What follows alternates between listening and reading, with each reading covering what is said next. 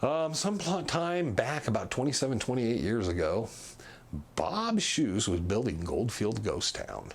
And one of the people he had out there, and this is the story that Bob's told me about all this, is that Sal DeGrazia was helping him build Goldfield. When they got done, they put a plaque up and stuff, and he gave Sal a plaque for thanking him for all the help and work he'd done over the years to building and helping create Goldfield. Sal liked the plaque a lot. So Sal decided, you know, there needed to be an awards thing.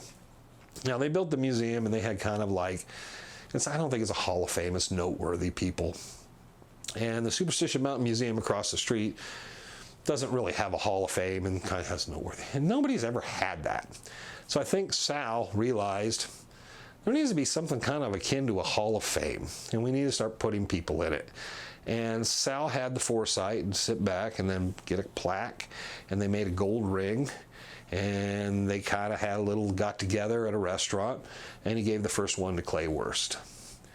And probably everybody thought it was very cool, and after a few years it was like, okay, Ron Feldman, Bob Shoes, Bob Corbin, and it kind of goes through and you realize, wow, this is a pretty good list of names of Dutch hunters and authors and stuff. Wow, we're past a dozen. Well, Sal decided after 12 years he needs to pass on to the next guy. So Rick Gwynn took and ran forward with it. And for 12 years, Rick Gwynn handed out the awards and so. And then it's supposed to stop again. And now it's the next two people for next person or two, which someone always needs help. Myself and Bob Shoes, moving forward now, have the next 12 years, and then we will pick someone to carry on that legacy. So it'll be at 36 years when we kind of work through. It's very cool because, you know, you look at it, Clay Wurst is in there, Tom Columborn, you know, Jack Sanfelice. I mean, there's noteworthy artists or authors and artists and so forth. Ted DeGrazia is part of all this. Bob Ward's part of all this posthumously. And that was a thing, was let's get these guys, you know, and let them know we recognize them, regardless of the stories, regardless of the feuds and things. Let them know we kind of treasure them, their stories, their history with the mountains. A lot of good people we just missed. We'd worked with Archie Johnson on Legend of the Superstition Mountains and his family, and we got to spend time and some lunches with Archie, and he passed away before we were able to bestow upon him his award, because we really wanted a, you know, great guy. He had such a long history with so many different people. Again, the whole thing is wrapped in some sort of mythology that Sal came up with. It's called the Victory Club, of which none of us have been that victorious yet. But it's the Veni Vidi Vici of Adolph Ruth's note is kind of the model alongside of it. And it has a lot of symbolism. It's held on the Ides of March every year because Sal said so. And it has all these little intriguing, almost like you're in the Masons or the Knights Templar type things that are kind of wrapped and interweaved about it. After 4 or 5 years now of being around Sal and him passing so much knowledge and information to me, I still don't quite fully understand it. I just know it's a very cool thing that after 27, 28 years, it continues on and we continue to recognize people. There are so many people that receive their plaque and just break down in tears because they can't believe the acknowledgement. It's of something of your peers.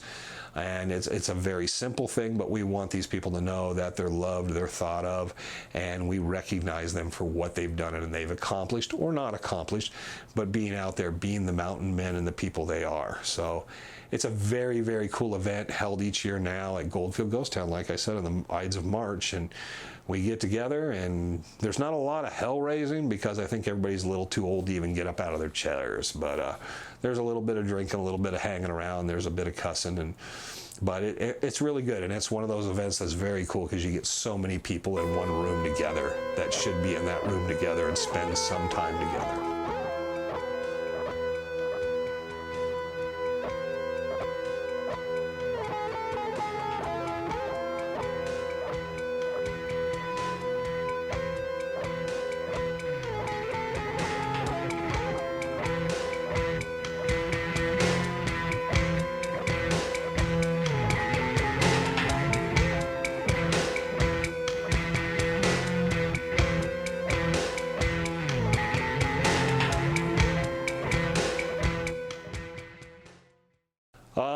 I've received some special recognition awards because of this, of co-hosting with Bob Schuss now, being kind of the MC for the event, and working with Bob over the selection committee and so forth of picking these people, which is a very, very difficult thing, because you're looking at a number of people.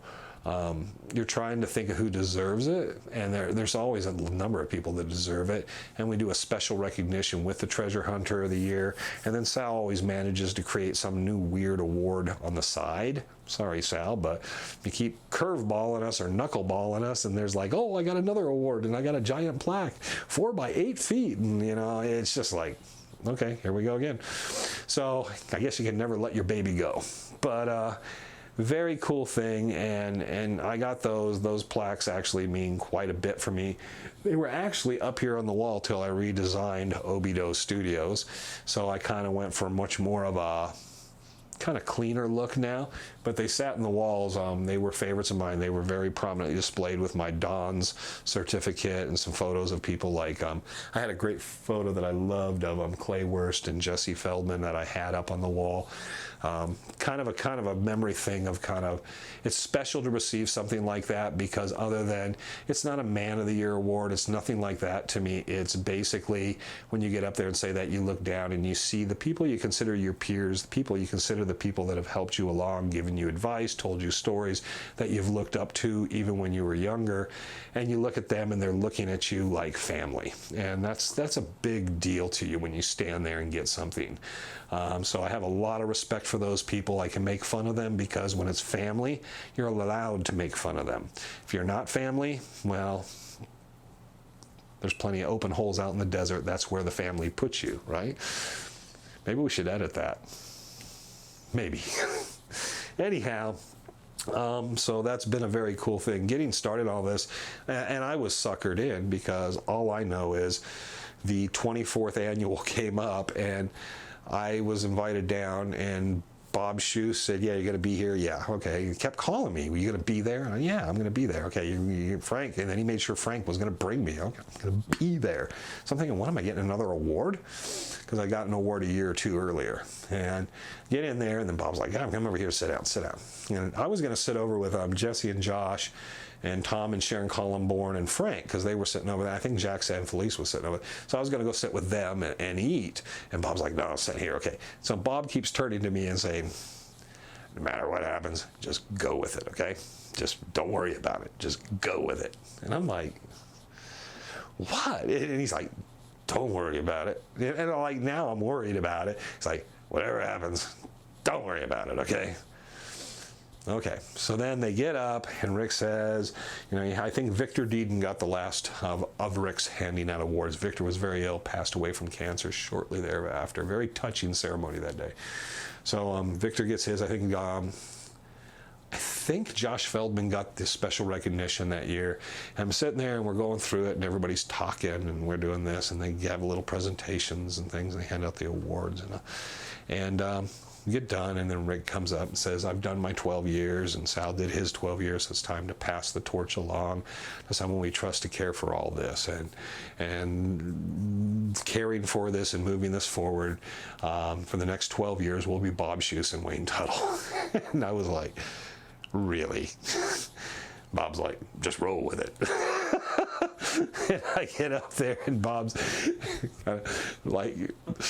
just kind of like talking about it, and I'm thinking, I didn't know nothing, guys. Yeah, so rather than ask me or make sure, he just decided, the Godfather himself, Bob Schuss, the mayor of Goldfield, basically decided he'll come down, and then I'm just going to make sure they announce, and he's helping me, and that's it, and you have no choice. Been a great ride so far. We're going into that 4th year, and I love Bob and his family to death, so I don't have a problem with that, but it's a very, very cool thing, getting hooked into something like that, because we've turned it into, I think, something even a little bigger and a little more special, and I'm hoping that's what it becomes, because if nothing like the Rendezvous and other things I've been involved in, you want to really enhance the specialness and the uniqueness of each single event that you go on and perform and do, and that's what I saw this as, is in my time during our 12 years, I want it to be memorable, and I want people to remember those times and who went in, and I want the people that we bring up and get those awards and recognizing the people before them. As all those people understand how much I, at least, if no one else, think of that award as being that much of an honor and special. I consider it the Hall of Fame. And I think most Hall of Fames are a bunch of crap, and it's a bunch of politics, and this one has none of that. This one is purely and simple about the deserving people that rightly so should get in there. So they're all in their own unique way little rock stars, but it's a very, very, very cool thing to me. And I think each year we've inducted someone, it's kind of surprised people because they thought, he's not in? I never thought about him. And that's been the very cool thing, is really catching people and recognizing them truly for their career in this, the sacrifices they made and so forth. What are you thinking of? I don't know, what do you think, Phil? Yeah, me and Wayne are going to do a duet.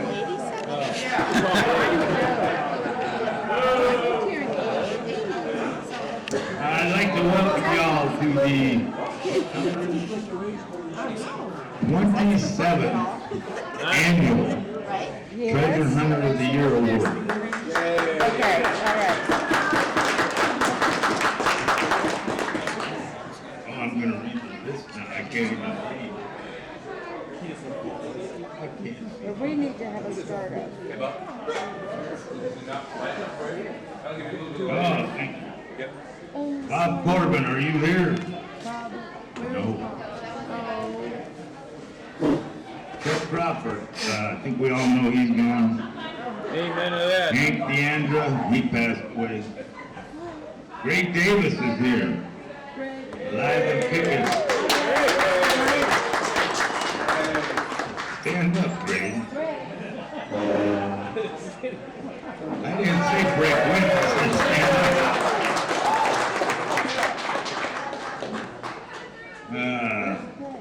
He's right here. Oh boy. Victor Deaton passed away. Ron Eagle, are you here? He's here, all right. Stand up one. Jesse Bellman. Ron Bellman. Bill Fitcham, he passed away. Mel Fisher, he's long gone. Elwin Gardner. Ellie's dad, yeah. Rick Wynn. You don't have to stand up. Ralph Henderson, where are you? All right. John Cochera. Deceased. Tom Collinborn, we just lost him. Brian Lickman. Are you here, Brian? No, he's alive. He's alive, yeah. Al Reeser, gone. Jack Sanfelice, still Gone. breathing.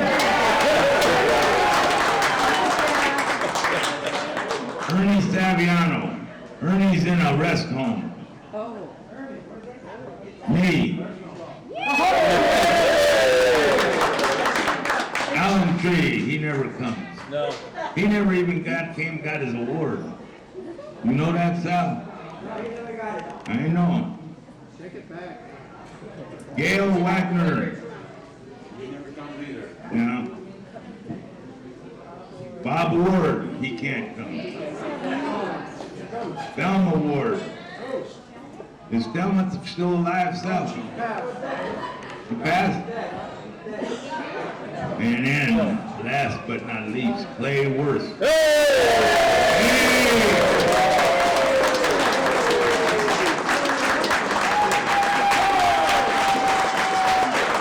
And believe it or not,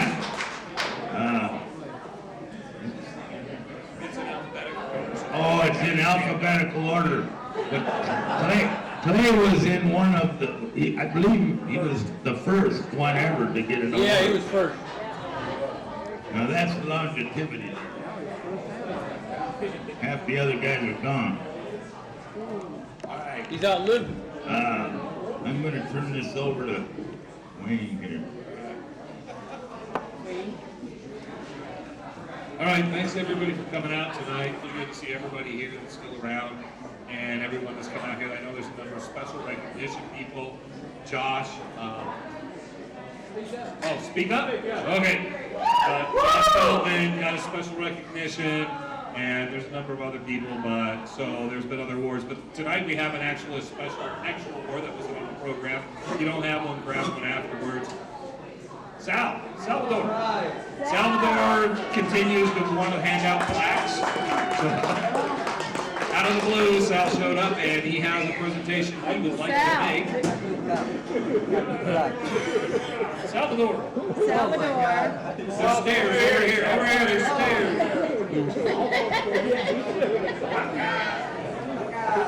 Does everyone here speak Salvador? No. Yeah, I got it.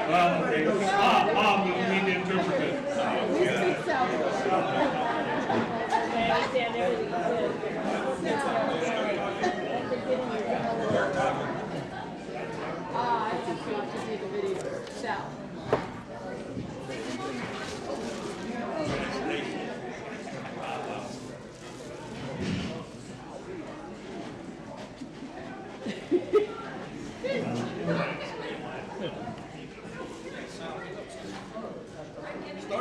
Oh my God. When I started the Treasure Hunters Club in 1981, everybody thought it was crazy. And I told them so. No, this is only the beginning. Someday I'll be competing with Hollywood. I'll be competing with the red carpet. Today I'm presenting 2 plaques. So I can commit myself to do it from now on. The first presentation is going to cost me about $2 million. And now I've got 50 cents on my pocket. That shows you that kind of man I am. You don't take money, only takes brains. And inspire honor all the locals, but in order to get a plaque from me and the emerald green carpet, you have to be one top 10 in the world. And I hope when I do get one of my awards. This is only the first 2 today. And I have to read it. Which one do you want to do first? I want to do this way.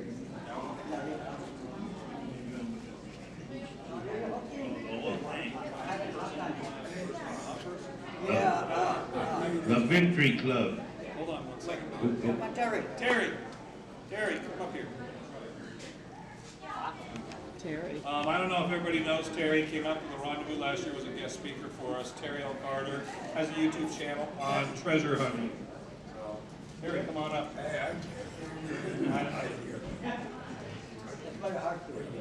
This is Terry Carter. He'll be getting the award this evening. Bob's going to read off the plaque. Special thanks to Terry Carter and YouTube fans, legends, for keeping alive the legend of the Superstition Mountains, Arizona. From all the members of the Lost Dutchman Gold Mine Hunter Rendezvous, thanks for your video interview about the legendary 2-ton green emerald worth $1 billion hidden in Caves Creek, Arizona. I've seen this emerald myself, but it looked like Criscola to me. Sal went around the backside and he saw a different angle than I did. Yeah. Adolph Ruth, Ghost, Benevici, Weaver Needle, Salvador, El Galillo, Benevici, 2019. All right.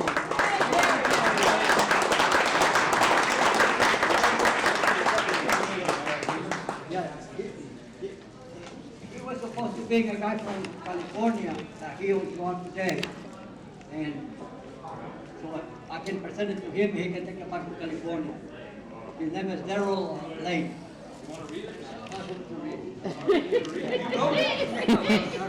You wrote it. You should read it. The Victory Club Green Emerald Carpet Award, which means I got to start a whole new pages of the book for this time. Thank you, Sal. Special thanks, Terry Carter, YouTube, and YouTube fans, legends, for keeping alive the legend of the Superstition Mountains of Arizona.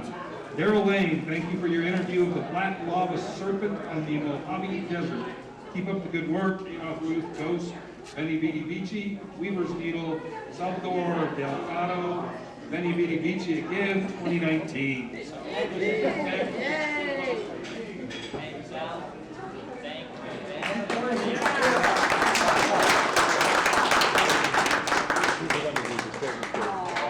wonderful.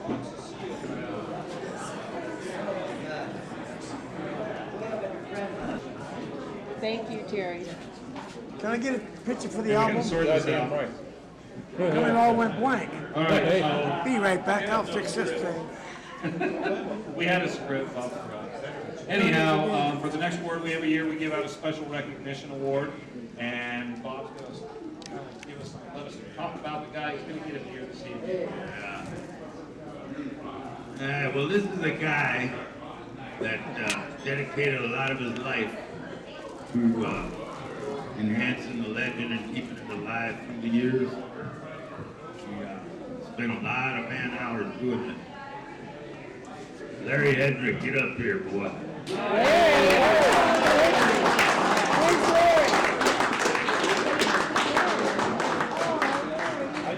I spent 30 days in a canyon with him in New Mexico, tearing apart a 5-story building. We got the wood and they got the stamp mill. We got it all over here in 30 days. These upright supports here in the saloon came from that building.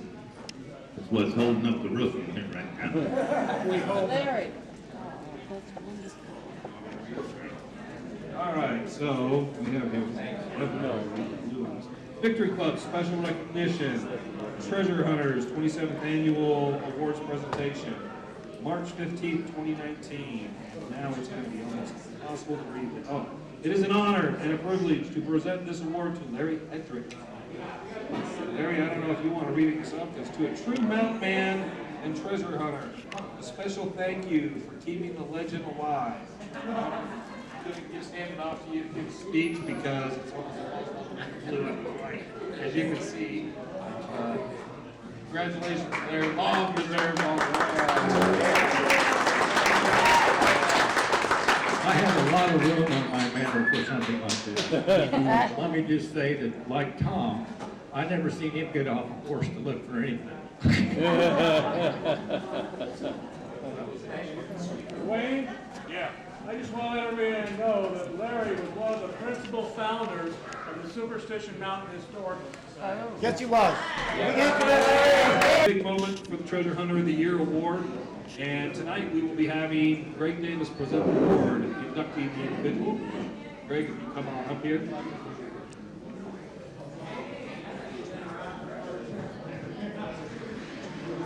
All right, can everybody hear me? Yes. Well, welcome to the Treasure Hunter Award. 27th Annual Lost Dutchman Treasure Hunter Award.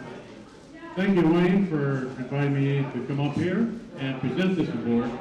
Tonight we're presenting it to a long-time treasure hunter, somebody I've known for a long time, and a number of you have known for a long time.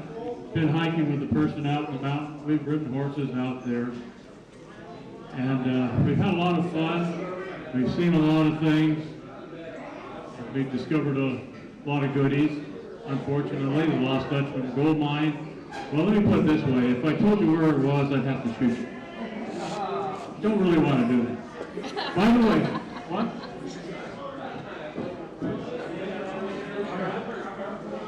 No, I won't tell you where my gun is. Now, I brought along a friend of mine who also knows this person. A very old friend of his. Dan, would you come up here and help me give this award to this friend? Something that Dan has known for a long time. He has been out in the mountains with this person, rode horses out in the mountain with this. So, without further ado, I would like to present this award, Victory's Club 27th Annual Treasure Hunters Award. And Dan, I think you know this person? Yeah! Dan Hopper.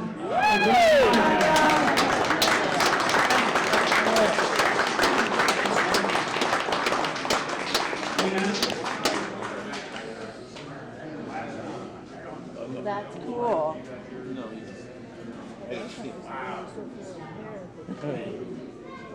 Go ahead, say something, Wayne. Hey, I'm honored to be on the list with all these other guys, Ron, Tom, and Ray. And I know about 200 places where the mine is. That's that. Thank you, everybody. Hey, Dan.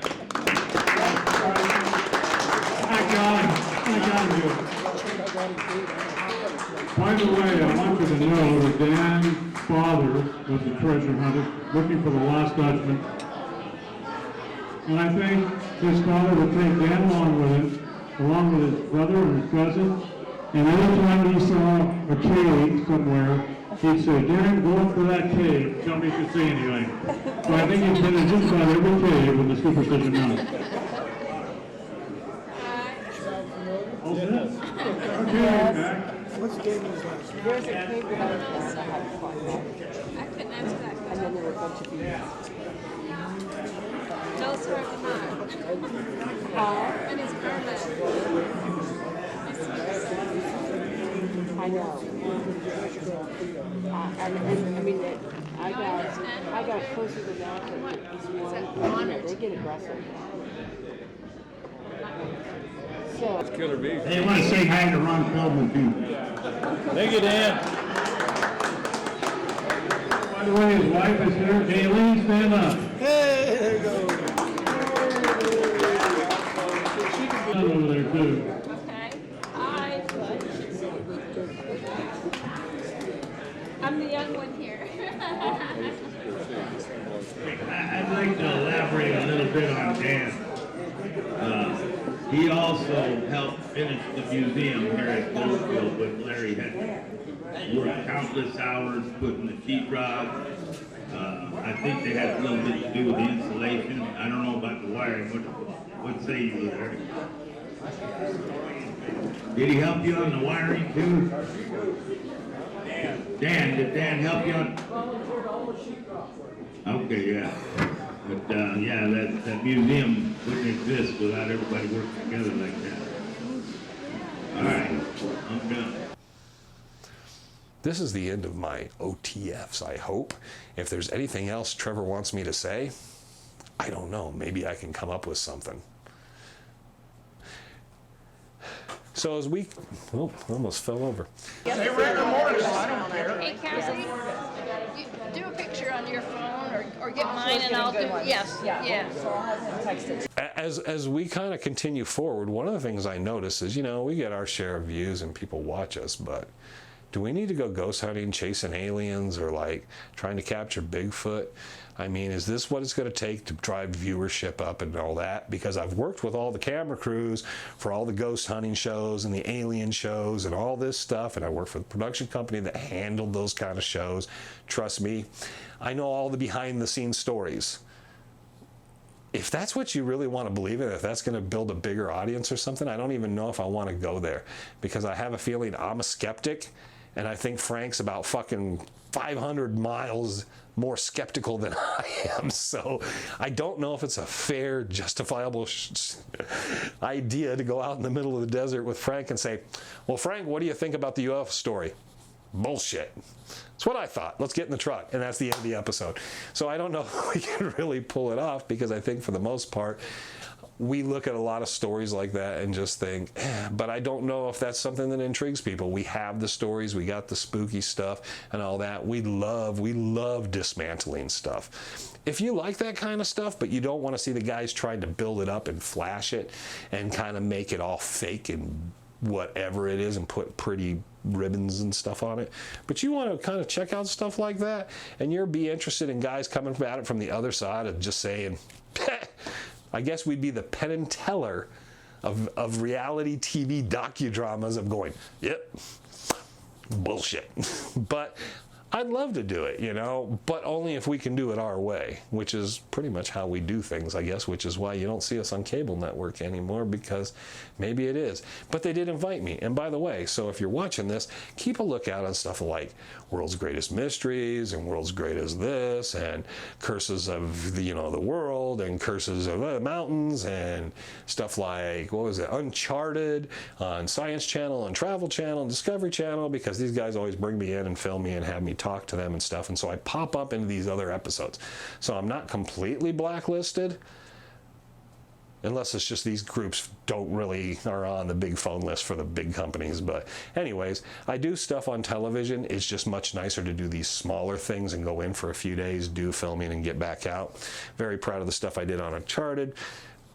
I shouldn't say that until after I see the edit, but I got to work on that and with two great guys, Justin and Emiliano, and I hope their show is very successful and pulls off well. But again, if there's stuff you want to see, if you're like, you guys don't touch upon this, I would like to see that. I'd like to see you guys out there chasing like lights in the sky. I want you guys to be talking, because there was the bare footprint and people really think it was Bigfoot. Why didn't we follow up the Bigfoot story? Why didn't we follow up this story? I'd like to talk about some of this stuff. I don't want to alienate people thinking we're being fake or being BS. I don't mind approaching those stories. It's just people have to be prepared for the reality of the fact that Wayne and Frank are going to tell you exactly what they think and what they find, and it can disappoint a lot of people, because it's generally disappointing when someone goes, yeah, there ain't nothing here.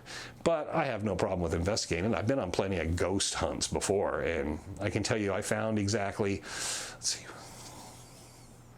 because I did the hotels and I did the houses. We taped all that, did that. Yeah, 0 ghosts. So just so you know, it's just kind of like, that's the reality of it for me. Now, there were people saying, well, it's really weird when you walk down this hallway full of bright lights and mirrors and all the metal and reflecting. You always keep thinking you see something out of the corner of your eye. It's probably a ghost. And I'm thinking, it's probably a reflection, dude. But hey, that's just them. So anyways, I've talked too much, and Trevor's just sitting over here good of a good time. So maybe he makes sense of this. Maybe he doesn't. Maybe he cuts this up like Matt's Headroom and it just goes bzz, bzz, bzz, bzz, bzz, bzz, bzz, and like that, okay? So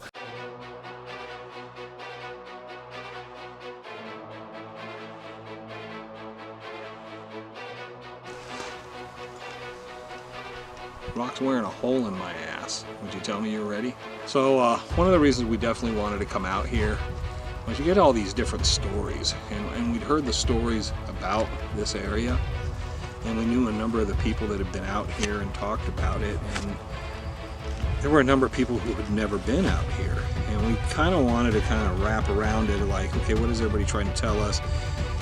Is there anything we can find that supports the stories? Because generally, as a rule, once you go out in these places with the stories, everything falls apart.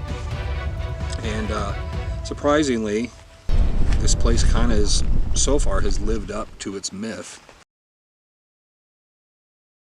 I'm going to get down off of here, so we're done with the OTFs. Hold on. What? So you said that if you're not family, that you can bury them and everything. So do you know where the bodies are? Hummingbird.